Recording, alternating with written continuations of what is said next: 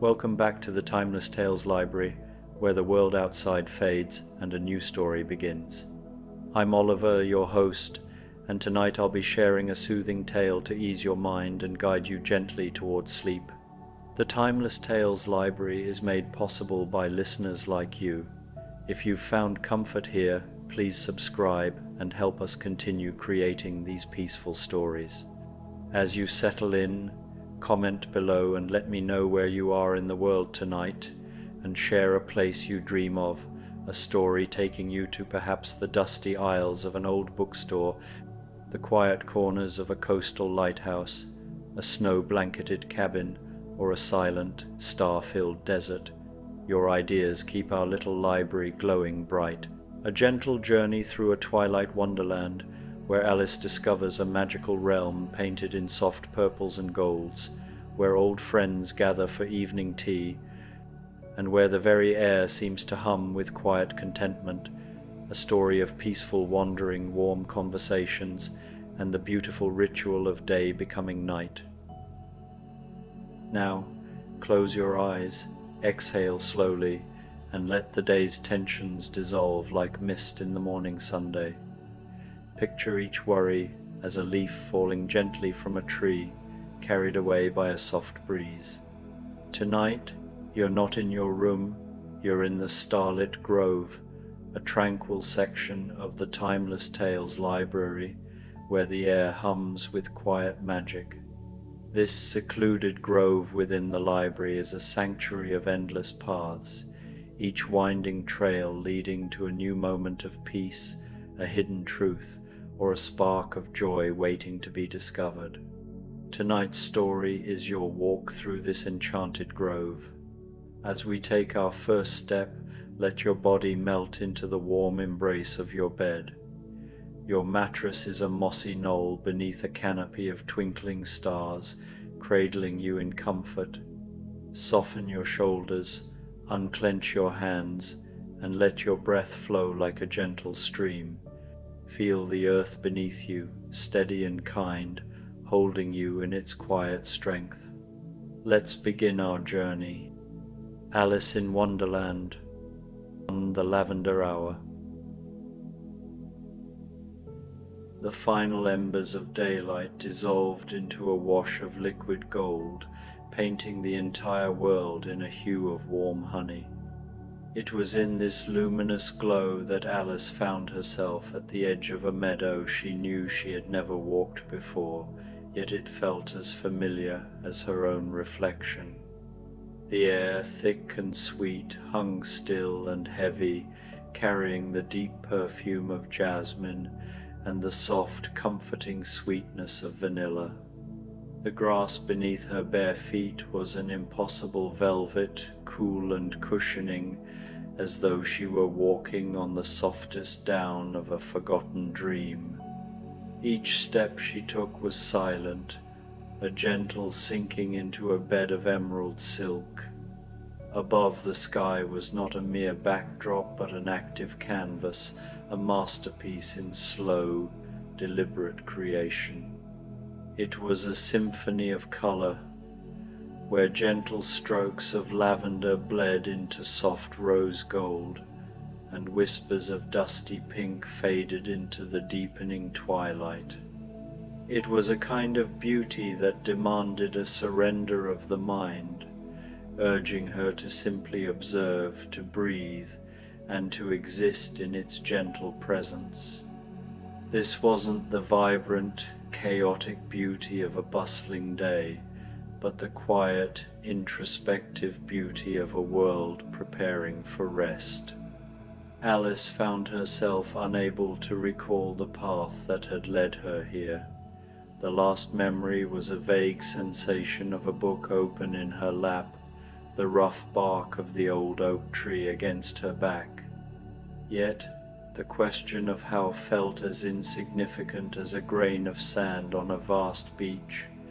The past seemed to be an anchor she no longer needed, and the future was a distant shore she had no desire to reach. All that was real was this single, perfect moment.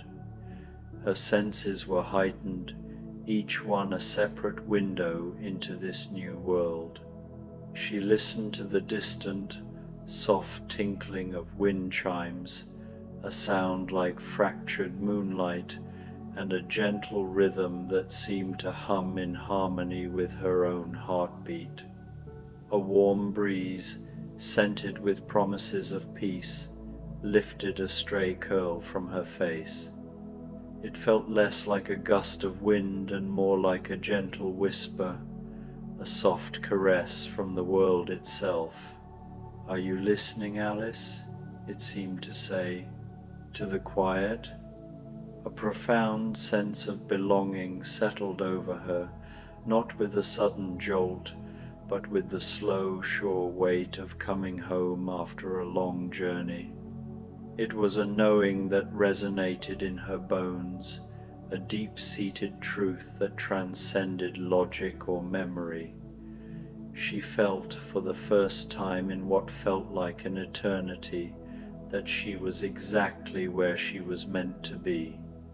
This meadow was not a destination but a revelation, a state of being she had perhaps been searching for all along. It was a space beyond the frantic ticking of clocks and the demands of a world that always hurried. It was the space where a soul could finally exhale and the world could breathe with it. As Alice took her first tentative steps into the meadow, the world seemed to hold its breath. The air, which had been thick with honeyed light, now felt cool and refreshing against her skin.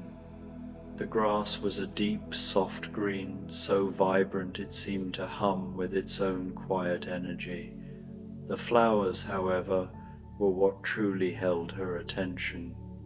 They were not merely vibrant, they were alive with a light of their own. She knelt to observe a cluster of roses the color of fresh cream and butter yellow. Their petals, incredibly large and yet gossamer thin, were so translucent they seemed to be made of spun moonlight, each vein a delicate line of captured light. They were perfect, without a single blemish or curled edge, as if sculpted from a perfect thought. She reached out a finger and gently, reverently traced the curve of a peony's outer petal. It was a hue of the softest blush, and as her fingertip made contact, she could have sworn a subtle shimmer passed over its surface. A tiny, almost imperceptible sigh, a sound like a single, content breath of air, seemed to emanate from the flower itself. It was a sigh of perfect stillness, of being exactly where it was meant to be.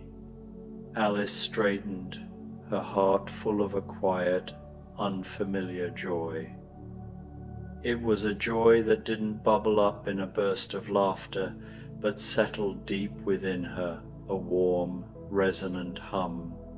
"How lovely to see you, dear Alice," came a voice that was both familiar and entirely new. It wasn't the voice of mischievous riddles, but a sound as warm and comforting as hot chocolate on a cold winter evening, with a note of deep, abiding satisfaction. Alice turned and found herself gazing at the Cheshire Cat, who was materializing slowly on a low branch of a weeping willow. He was not a sudden presence, but a deliberate unblurring of the world, his form solidifying from the twilight air. Tonight, his famous grin was not a cunning curve of white teeth, but a soft, serene smile that seemed to understand the world's deepest secrets. His stripes shimmered with an impossible iridescence, shifting from silver to a pale purple that was so close to the sky's own color it was impossible to tell where one ended and the other began. His eyes, once bright with playful secrets and cunning intent, now held a deep, peaceful wisdom. They were like two calm pools of liquid starlight, reflecting not only the meadow but a quiet knowing that made Alice feel instantly and completely at ease. She felt seen, not as a character in a mad game, but as a person, a soul in a moment of true quiet. She settled herself on a moss-covered stone beneath the tree, the moss feeling cool and velvety against her bare legs. The stone itself was perfectly warm, as if it had been basking in the day's sunlight, holding the memory of warmth for her. "Good evening, Cheshire," Alice said, her voice softer than she'd ever heard it. "Everything feels so peaceful tonight. Is this a part of Wonderland I haven't seen before?" The cat's tail swished lazily, a hypnotic motion that felt in perfect time with the slow, rhythmic beat of her own heart. He didn't answer right away, taking a moment to simply bask in the silence. "It's not a part of Wonderland you haven't seen, Alice," he began, his voice a low, soothing purr.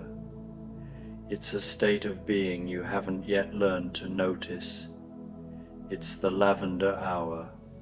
He paused, and a small butterfly with wings like iridescent soap bubbles drifted past his nose, leaving a fleeting rainbow in the air. "It only happens when the day is ready to become a dream. It's the moment when the world holds its breath, just for a moment, and lets go of all its fuss and flurry. It's when all of Wonderland, all of the chaos and the madness, takes a collective breath. It's my favorite time, when even the most hurried creatures, the ones who believe they have no time to spare, remember to slow down, to pause, to simply exist." As if summoned by his very words, a new sound entered the stillness, the gentle clip-clop of hooves on the soft earth. It wasn't the frantic, anxious gallop of before, but a sound of purpose and peace. Through the meadow came a procession that made Alice's heart warm with a sudden rush of recognition and wonder. There was the white rabbit, but his usual frantic, twitchy energy had been replaced by a gentle, steady calmness. He moved with a quiet dignity, his head held high, and in his hand his ever-present pocket watch was held not in a grasp of desperation, but with a quiet reverence. He was leading a small cart pulled by a deer whose antlers were not hard bone, but seemed to be fashioned from crystallized moonlight, sparkling like morning frost.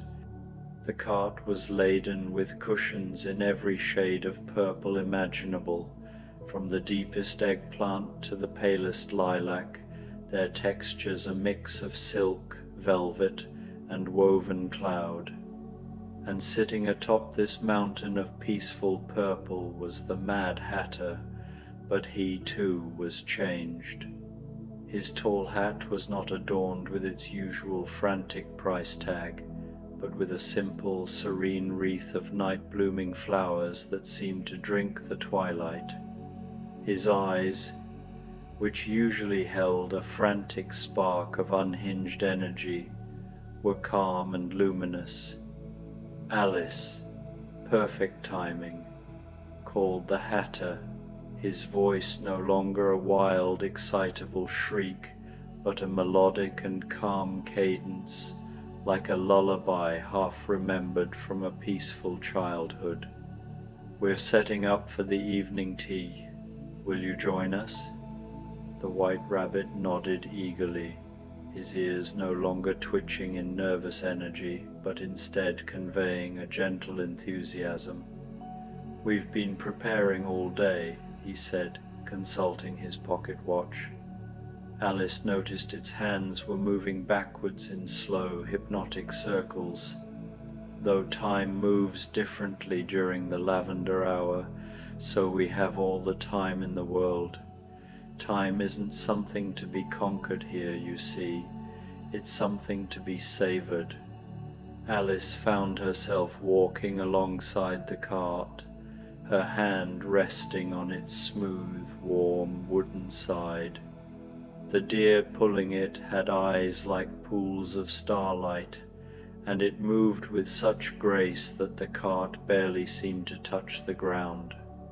As they travelled deeper into the meadow, Alice noticed that fireflies were beginning to emerge, but these weren't ordinary fireflies. They glowed in soft, peaceful pastels, pink and blue and gold, and they moved in graceful, choreographed spirals, painting trails of light in the air like living brushstrokes. They were not simply flitting about, they were dancing a slow, quiet waltz with the fading light. "Where are we going?" Alice asked, her voice a soft murmur. She felt no urgency, no need to rush. The journey itself was the destination. "To the floating gardens," replied the Cheshire Cat, who had somehow transferred himself to the cart without Alice noticing, appearing now among the purple cushions. "It's where we always gather when the evening calls for something special. It's the place where the day's last light falls into the first dreams of the night, and where the most honest conversations can take place." As they crested a small hill, Alice gasped softly, a sound of pure wonder that escaped her lips without conscious thought. Before them lay a sight that seemed painted from dreams, a series of circular gardens that literally floated on a lake that reflected the sky so perfectly it was impossible to tell where water ended and heaven began. Each floating garden was connected by bridges that seemed to be made of woven moonbeams, glowing with a soft ethereal light. In the center of the largest garden, an enormous table was set for tea.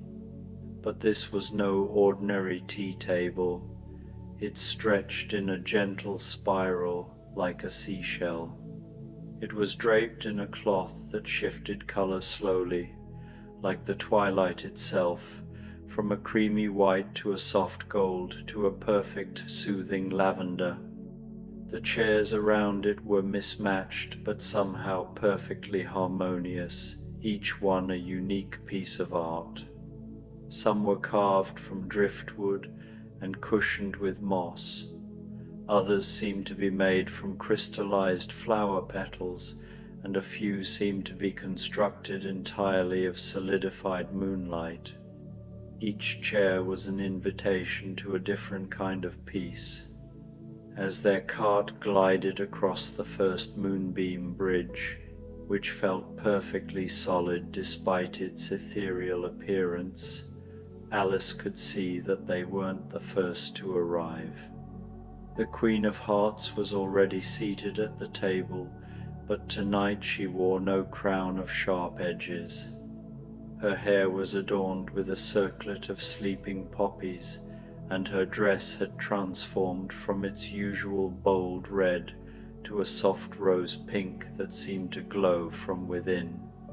She was arranging flowers in crystal vases with the most delicate care, her large hands moving with a surprising gentleness as she hummed a lullaby under her breath.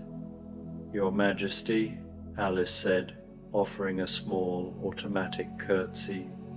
The Queen looked up with a smile that Alice had never seen before, gentle and motherly, completely free of any royal decree.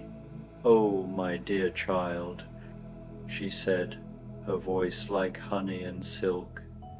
"During the lavender hour, we are all simply friends sharing tea. Please, call me Rosalie, it's the name I had before I became a queen, and the one I remember in quiet moments like these." The name seemed to resonate in the quiet air, a memory of a person she had once been before the burdens of a crown had changed her. Alice settled into a chair that seemed to mould itself perfectly to her form, cushioning her like a cloud. The Mad Hatter was already bustling about with a teapot that steamed, not with ordinary steam, but with wisps of lavender-scented mist that formed tiny rainbows in the air. The White Rabbit was laying out plates that appeared to be made of pressed flower petals, each one unique and beautiful. "What kind of tea are we having?" Alice asked, watching the Hatter pour liquid that seemed to contain captured starlight into delicate cups that chimed softly when touched, the sound a gentle song of welcome. "Dream tea," the Hatter replied with a contented smile that reached his eyes. "Made from chamomile flowers that only bloom under the full moon, honey from bees that collect nectar from clouds, and just a whisper of lavender grown in the gardens of sleep herself. It's a tea for the soul, you see. It doesn't energize you or wake you up. It soothes you and reminds you of what you need to remember." Alice lifted her cup and breathed in the steam. The scent was indescribable, like every peaceful moment she had ever experienced, distilled into a single breath. The quiet of a library, the warmth of a fire, the comfort of a loved one's embrace. When she sipped, warmth spread through her entire being, and she felt her shoulders relax in a way they hadn't in weeks. It was a feeling of profound contentment, of a knot she didn't know she was holding finally coming undone. Around the spiral table, other familiar faces were appearing. The March Hare arrived, but not in his usual frantic state.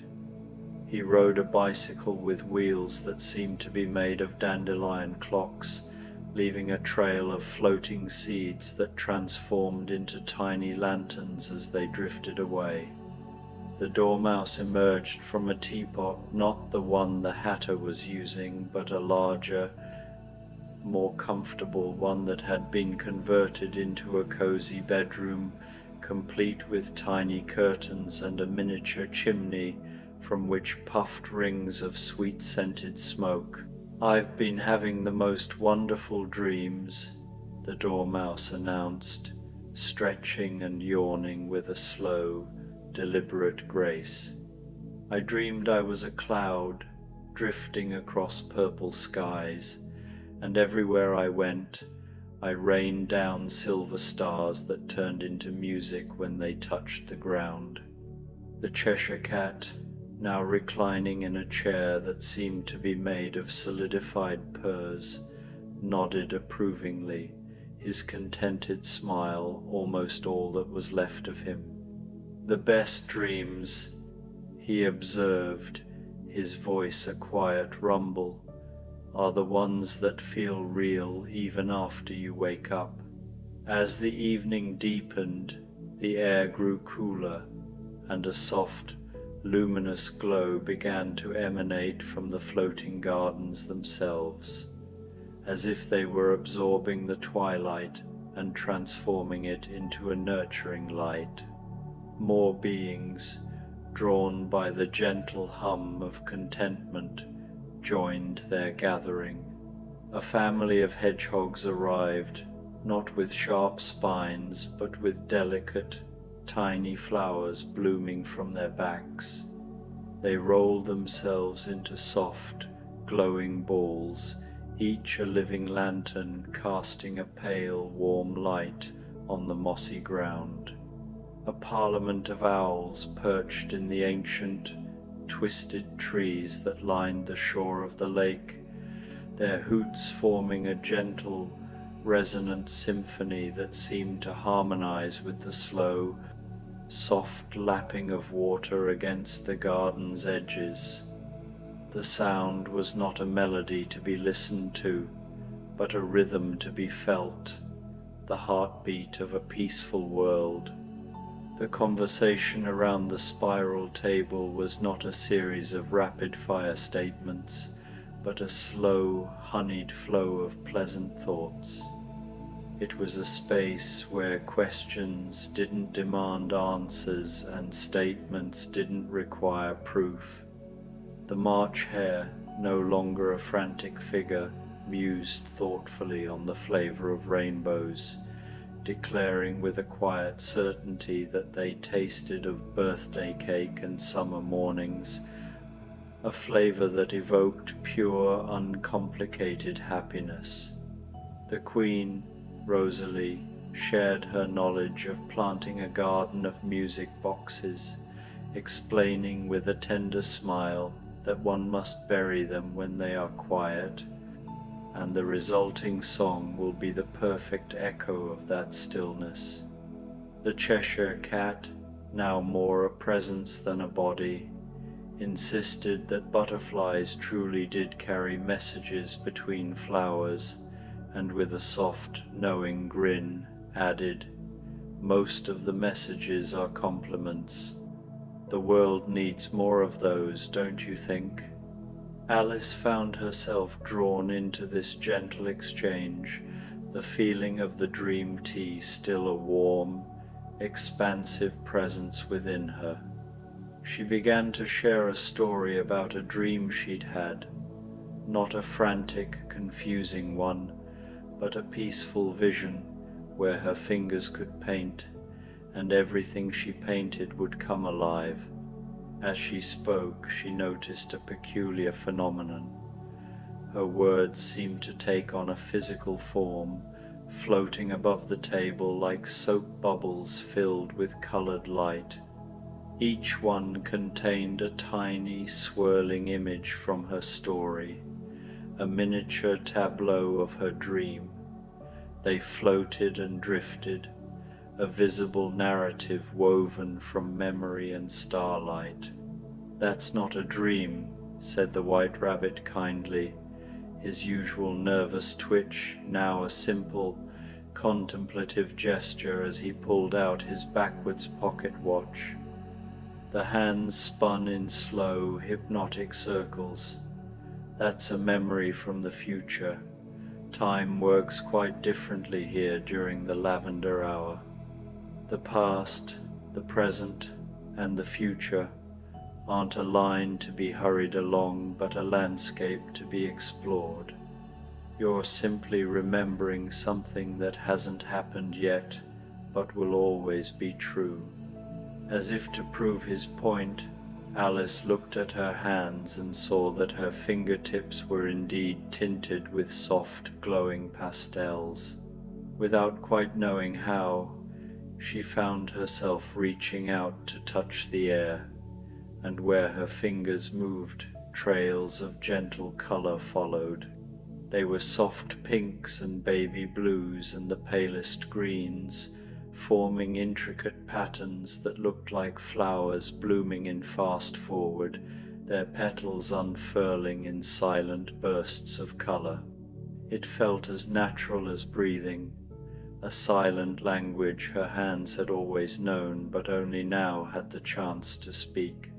The others watched with a shared sense of delight, their expressions a quiet mixture of wonder and contentment. Alice continued to paint, allowing her imagination to guide her. She painted a sleeping dragon whose breath, as it rose from its flared nostrils, turned into a cascade of melodic flowers that drifted to the ground. She painted a lighthouse that beamed not light, but dreams, guiding lost ships to safe harbors and weary travelers to peaceful slumber. And then she painted a library where the books, full of stories, would read themselves to sleep each night, their pages whispering softly to one another. "Magnificent," breathed the Mad Hatter, his voice a soft murmur of genuine awe. He reached for the teapot, which now steamed with a rainbow mist and refilled everyone's cups with the starlight tea. You know, I always suspected you had magic in your fingertips. Not a magic that requires spells or potions, but a quieter kind. The kind that comes from truly seeing the world for all that it could be. As the lavender hour deepened, the floating gardens began to glow with a quiet inner radiance. They weren't just reflecting the twilight now, they were absorbing its last light and transforming it into something softer and more nurturing, like a well-loved memory.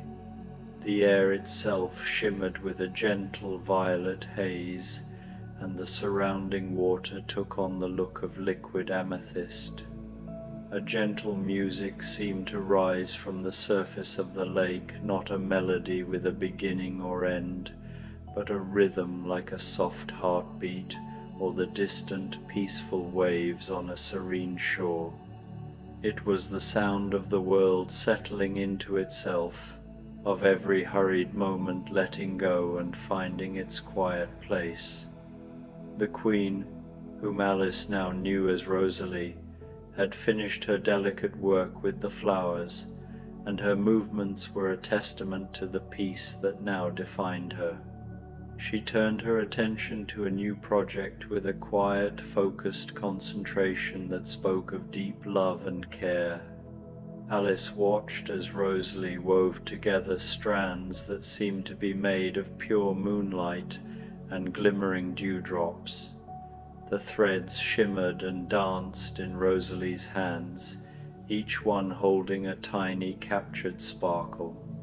As she worked, she would occasionally lean closer, whispering something Alice couldn't quite hear, a soft, intimate sound like a mother murmuring to a sleeping child. It was a sound that made Alice feel profoundly safe and cared for, as if the whispers themselves were a protective embrace. "What are you making?" Alice asked softly, her voice barely a breath. The sound felt so gentle in the still air that it seemed a part of the hum of the world. Rosalie looked up with that same gentle smile, the one that erased all memory of "off with her head," and replaced it with a feeling of unconditional warmth. "A blanket of good dreams," she replied, holding up her weaving. The fabric was almost translucent, a patchwork of starlight and soft color. "Everyone should have one, don't you think? Something to wrap around yourself on nights when sleep feels too far away, or when the world seems too busy to let you rest. It's woven from the most peaceful moments we remember and the ones we hope to find." She held up the finished blanket, and Alice could see that it was indeed made of woven dreams. Pictures moved slowly across its surface, gentle scenes of floating on calm crystalline waters, of walking through fields of impossibly soft grass under skies filled with slow-moving stars, of being embraced by the warm light of a perfect sunset. Just looking at it made a wave of peaceful drowsiness wash over Alice, a sensation as welcome and comforting as the feeling of a soft bed at the end of a long, joyful day. It was the kind of tired that comes from a soul being deeply at peace, not a body being worn out. "Here," Rosalie said, standing and walking around the spiral table to where Alice sat today. "This is for you, dear child." She draped the dream blanket around Alice's shoulders, and immediately Alice felt as though she were being hugged by the most comforting presence imaginable. The blanket was weightless, a silent cloud of warmth that settled around her, perfectly adjusting itself to exactly the temperature she needed.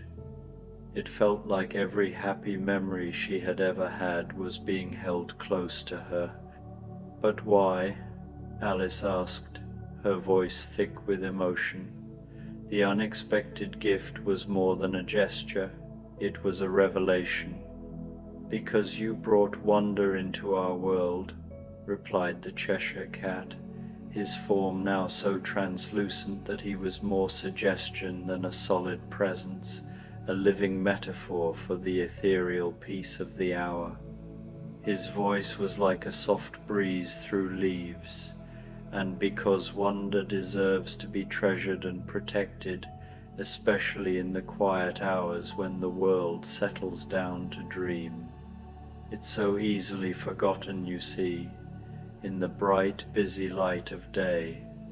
The Mad Hatter raised his teacup, which seemed to contain liquid starlight, in a gentle toast. "To Alice," he said, his voice now barely above a whisper, "who reminds us all that magic is found not in grand adventures, but in taking the time to notice the extraordinary in the ordinary." "To Alice," echoed the others, their voices blending into a soft chorus that seemed to be picked up by the owls in the trees and carried across the peaceful waters. It was not a cheer but a lullaby, a sound of profound gratitude. Alice felt tears of happiness gathering in her eyes. She looked around the table at these dear friends, all of them now seeming to glow with the same inner light as the floating gardens. The White Rabbit had curled up in his chair, his long ears folded back, and was breathing deeply, his whiskers twitching with pleasant dreams. The Dormouse had returned to his teapot home and was already snoring softly, tiny puffs of flower-scented breath emerging from the spout. The March Hare was leaning on his dandelion clock bicycle, his eyes closed in quiet contentment. "I don't want this to end," Alice said quietly, the words a gentle plea. The thought of returning to a world of noise and hurry was suddenly heavy.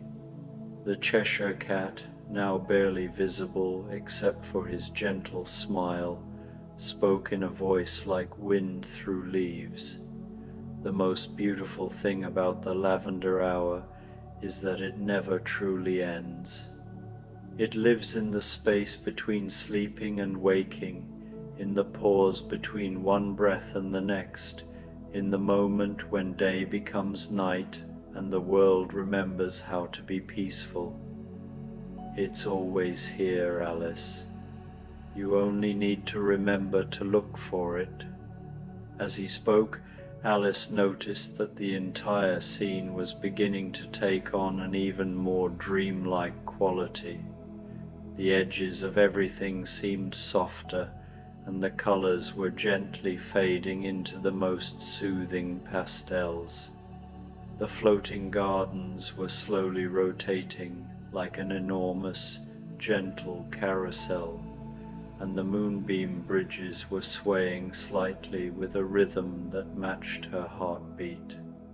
The world was preparing itself for sleep, and in its restfulness it was pulling her in. The Mad Hatter, with a contented sigh, began to hum a lullaby Alice had never heard but somehow knew by heart. The melody was simple and sweet, and soon the others joined in, not with words, but with gentle sounds that harmonized perfectly. Rosalie hummed in rich, low tones, while the March Hare added a light descant that danced above the main melody like butterflies over flowers. It was a symphony of peace, a sound that told stories of rest and safety. Alice pulled the dream blanket closer around herself and felt her eyelids growing heavy. But this wasn't the tired feeling of the end of a long day, it was the peaceful drowsiness of perfect contentment, a feeling like a cat curled up in a sunbeam or a child safe in a loving embrace. It was the feeling of being held and completely at rest. "Will I remember this?" she asked, though her voice seemed to come from very far away. "You'll remember what you need to remember," whispered the Cheshire Cat, his voice now indistinguishable from the gentle lapping of water against the floating gardens. "And when the world becomes too loud or too hurried, you'll find your way back to the Lavender Hour, where we'll always be waiting with tea and stories and time that moves at the speed of peace. It's not a place you visit, dear Alice, it's a place you carry with you." Alice nodded, understanding completely, though she couldn't have explained how or why. The mystery of the Lavender Hour wasn't a puzzle to be solved, but a truth to be felt. She closed her eyes and let herself sink deeper into the dream blanket's embrace. Around her she could feel her friends settling into their own peaceful rest, the gentle sounds of breathing, the soft rustle of settling cushions, the distant hoot of a contented owl. The floating gardens continued their slow rotation, carrying Alice gently through the star-reflected waters. Above her she could feel rather than see the night sky deepening into the richest purple, painted with stars that pulsed gently like the lights of distant homes where other dreamers were settling into sleep. The entire world felt like a single peaceful home, and she was a part of its stillness. The last thing Alice heard before she drifted completely into dreams was the sound of the Mad Hatter's teapot being gently set down on the table, followed by his whispered words, "Sweet dreams, dear Alice. May your sleep be filled with floating gardens and friends who understand the magic of quiet moments." And as Alice slipped into the most peaceful sleep she had ever known, the Lavender Hour wrapped itself around her like a gentle embrace, promising that whenever she needed it, this place of wonder and rest would be waiting for her return. The mystery of how she arrived here was no longer a question to be answered, but a reassurance. This place wasn't just a dream. It was the secret space within her heart where she could always find peace, no matter the chaos of the waking world.